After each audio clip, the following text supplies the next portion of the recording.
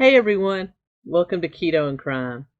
Y'all, today I have got a update on our favorite mayor, Tiffany Henyard of Dalton, Illinois. Remember, I did a pretty long expose video on her. I'll link it right up here. She is the first African American female mayor of this small Chicago suburb township. She's also city manager of another nearby village slash municipality. And she has embroiled in a lot of scandal, delving from foolishly spending taxpayer funds on lavish. Stephanie Wiedemann is the former Thornton Township Chief of Staff whom Henyard fired shortly after taking over in March of last year. It almost felt like a takeover, and a very aggressive one at that. Since her firing, Wiedemann has been documenting township spending and says she's stunned by the taxpayer dollars funneled into Henyard's charity. Trips, paying chosen police officers hundreds of thousands of dollars of overtime pay to personally protect her, and hiring a registered sex offender as a public official that would be in and out of people's homes and places where children are. And if that is not enough, the citizens attempted a recall vote, but because of a local court ruling, she was unable to be removed from office. So she has been running roughshod. The latest scandal is that six police cruisers, police SUVs, are due to be repossessed this month if the bank does not receive a payment. So the city council approved the payment for the SUVs to be paid in full, and that money is disappeared. And she is blaming the citizens for not paying enough taxes, the city alderman for not providing enough funds, and now the bank is threatening to repossess 6 police cruisers out of a total fleet of about 12. So they're cutting their cruiser budget right in half if they don't come up with this money. And the aldermans are, struggling to find it. But that is not the purpose of this article, and this video.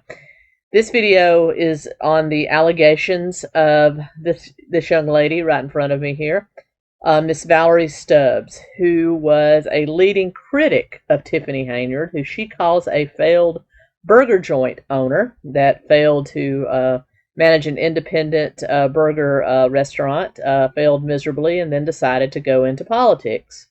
Those that can't do, teach, I suppose.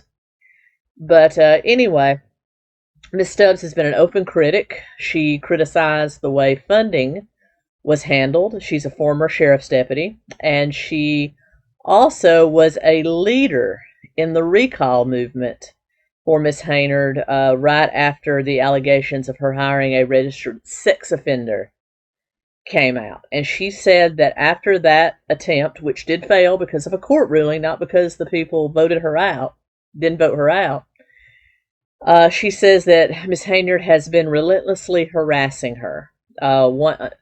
About 8 months ago during a snowstorm, she said she looked out her window and Miss Henyard was shoveling snow out of her driveway with a camera crew there, and she went out to demand what was going on. And she overheard her telling the camera crew, "See what I do for my enemies. I'm humble. I shovel their driveways of snow." She was putting on a PR campaign at Miss Stubbs' expense, and she ordered them off her property, as you would. Not only does she own her house, she owns several little properties around her where she rents out a room, a couple of duplexes where her tenants live in close proximity to her. Now, if that wasn't enough, a few months after that, she said that Tiffany showed up in front of her home with a lot of police and public works people and went door to door to her tenants, knocking and banging on their doors, asking where she was, saying that they needed to arrest her. And her tenants told her about this. She was not at home. That did not happen. Did not happen to be home when that happened. And then on top of it, just a couple of months ago, she woke up, Miss Stubbs woke up to the sound of gunfire. A barrage of bullets hit vehicles parked in behind her home and also her home itself. She said she rushed out. All she saw were two men that she believed she had seen with Miss Henyard before that jumped over a fence and then jumped into a waiting white car and screeched off. She said her neighbor, she went around. Two of her tenants, their cars were shot up. Her insurance had to deal with that, and there were several holes in the back of her home. So she had to deal with that. And she said she's kept quiet until this point, but she just cannot take it anymore, that somebody needs to do something about this mad mayor, who we already know considers herself something of a gangster. She came dressed as Wesley Snipes' character from New Jack City to... Nobody knows something. Don't nobody know nothing. Tiffany Henyard certainly isn't shy about attracting attention. Here she is starting a Dalton Village board meeting dressed like the Wesley Snipes character in the movie New Jack City. A recent board meeting where she was pretty much trying to intimidate the city council for trying to force her to do her job, I suppose. So we already know she considers herself a dime store gangster. So what is stopping her from harassing this lady who is former law enforcement that is trying to right some of the wrongs? So my heart goes out to Miss Stubbs. But is this what it takes? Because finally, the local FBI field office is looking into the shenanigans of one Tiffany Henyard. We are walking all over Cancer on our way to Springfield. Make sure you support the cause, support the movement. A South suburban politician spends taxpayer dollars on a march to Springfield to promote her personal charity. When we started asking questions, the party's over. Fox 32 and the Illinois Answers Project, part of the Better Government Association, are investigating the charitable foundation of Tiffany Henyard, who is on two public payrolls as Dalton Mayor and Thornship Township Supervisor. What we found is raising serious questions about the use of taxpayers' dollars, employees, and equipment. They report they are finally looking into the financial crimes, only the financial crimes, of Miss Henyard, who has also been accused of siphoning public funds to run a re-election campaign. She also changed local laws to discourage anybody from running against her by saying that the current salary of the two jobs would be reduced from her current $250,000 a year down to $20,000 a year. So she's actively discouraging people from running against her. So basically, she's a dictator of these two small villages in the suburbs of Chicago. Did the FBI agents you talked to seem serious about very serious concerns? Very serious. Very.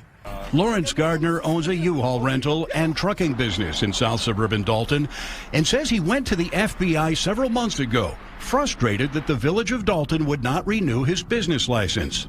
Gardner says he's been harassed and his business raided and shut down by Dalton police.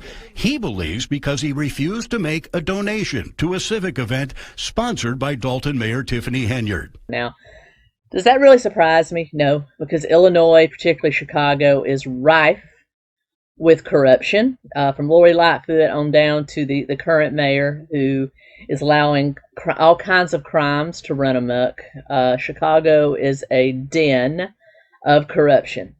So it does not surprise me that it's finally leaked out to the local townships. It just really hurts me that these two small villages, where it's predominantly African American people with an average income of about $27,000 a year, are being held hostage by somebody that they thought was going places.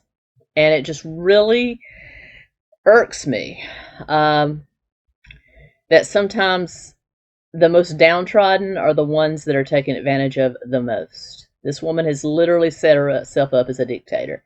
And now the FBI, after everything that we've been reporting on, the independent media has been reporting on, you have not seen this story on mainstream news except a few local stations in the Chicago area. It's now finally making national news because the corruption has run so deep. Is this literally what it takes? Do you have to be this blatantly corrupt for law enforcement to get involved?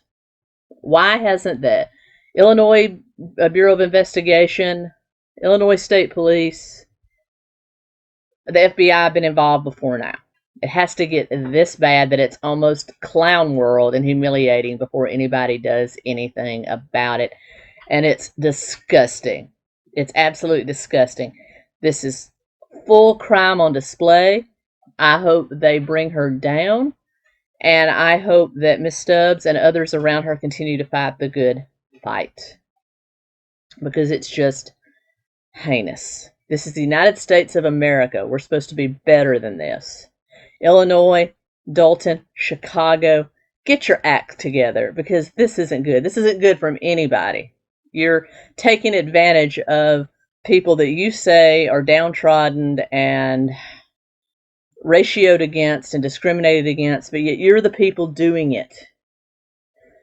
Lori Lightfoot was one of the most ineffective mayors ever elected.